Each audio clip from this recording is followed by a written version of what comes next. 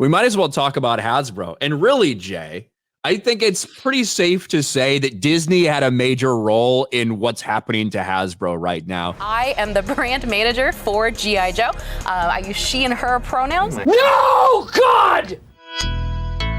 Got a massive toy company that has a bunch of properties, whether it's Transformers, whether it's Nerf, Play-Doh, stuff like this. But you also have some of the biggest and most profitable IPs we've ever seen, like Marvel and Star Wars. And right now, those things are suffering. For years, we've seen videos come out of Marvel and Star Wars toys like sitting on the shelf. Nobody wants to buy them. And that's a direct result of what Disney has done to these franchises. Guess what? When it's bad Star Wars and bad Marvel movies and bad products out there, fans walk away.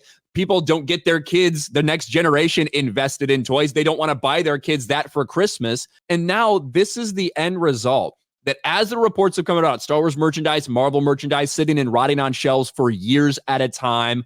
Now we see that Hasbro, a few weeks before Christmas, lays off 20% of their staff. I am Corey. I am the 3D sculpting manager. I go by he, him. You're fired. And it would be one thing if they just happen to do this now. Guess what? Earlier this year, they also laid off 800 people. So they have laid off, over around 30%, maybe more of their staff in the last year. And I go by he, him pronouns. No, God, please, no, no. Hasbro lays off 20% of its workers 2 weeks before Christmas.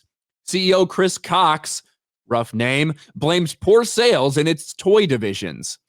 Toy maker Hasbro cuts 1,100 jobs prompted by the ongoing malaise in the toy business. I'm fired, aren't I? Oh, yes. And they even said this is on top of 800 job cuts that have been taken so far in 2023 as part of the moves announced last year to save up to $300 million annually. At the end of 2022, so a year ago, they had around 6,500 employees. They fired almost 2,000.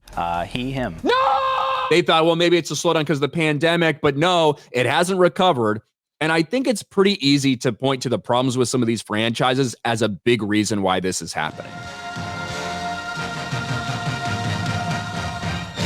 Yeah, in one of the articles, they were talking about how Hasbro was blaming that kids are looking for more technology stuff to play with and other than toys. But they showed the stats from Mattel and how Mattel is actually, in their last earnings call, they said they're doing better than projected.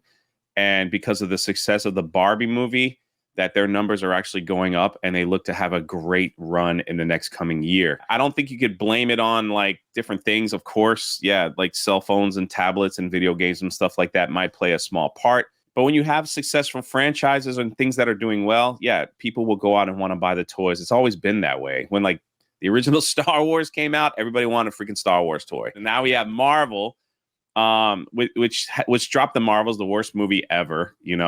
People don't care. They don't want to be invested in that. The G.I. Joe hasn't really have any, there's nothing out for G.I. Joe. Transformers, last few films haven't really been hitting the mark.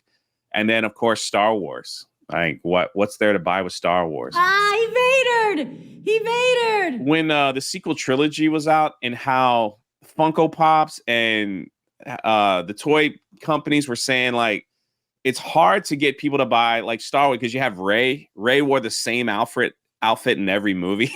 So it's like once you have one Rey, it's like what do you if you buy a Rey character, what do you need to buy? Same thing with like a Rose Tico character. And when you look back to the original trilogy, if you bought Han Solo, you had like Pilot Han, Hoth Han, Return of the Jedi. He had the Endor Han where he was a little camouflage. Like they had all these like different things that you could get. Now it's just like, here's Baby Yoda. That's it. Nothing else. To be clear, that was like the one big success they have had with toys, like the Baby Yoda. Of course, but it's like there's no evolving, with that character. It's just like once you get it, you're done. You don't have to do this. And also, we talked about this last night. This picture right here. This was Hasbro's Pride people. This lady named Emily Batter, like cake batter. Holly Bader. Yeah, she was the one that would make, like when they did a G.I. Joe forum, she made everybody like start off saying their name and their pronouns. I use she and her pronouns. I am dead inside.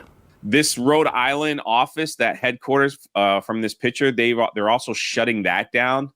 and they're also selling off their film division to another movie studios in these budget cuts. So there's a lot of stuff like happening over there at Hasbro. Yeah, there's a lot of stuff going on, and like you said, you can't just be like, well, it's just Disney and Marvel, right? There's a lot of things that have probably been struggling lately, but that's when you probably look at things like Lego sales are actually up. Yeah. Right. Lego sales are up. Plush sales are up. So it's not just like, well, kids don't want physical things anymore. It's just all about digital shit. That's not true. That's not the case. So you have to dive a little bit deeper. And when you have these two of the most iconic franchises we've seen, right? Like Marvel and Star Wars, the biggest money makers we've ever seen, biggest toy sales we've ever seen for some of these things.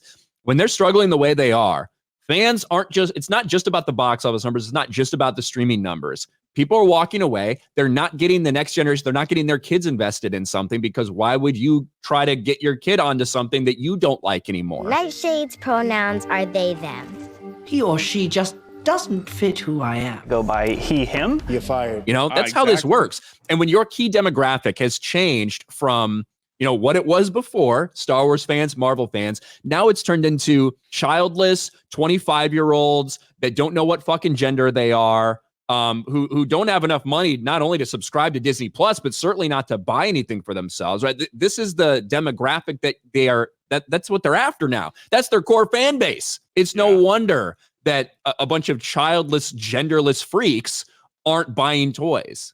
Like, that's just how it is. Yeah, most of them don't even have jobs. Also later, like this year too, was a big hit. Hasbro owns Dungeons and Dragons, and they went and changed like everything about D&D. Like the characters, they don't want they were pushing this whole like inclusive thing over there. And so a lot of people have walked away from D&D as well. So they've lost a lot of money there too. So that's another huge. People don't realize like Dungeons and Dragons. I don't know if you've ever played it, but it's massive. There's a massive pushback to it, and in a lot of these things, they do say it does look like their Wizards of the Coast properties, which include D&D, are doing okay.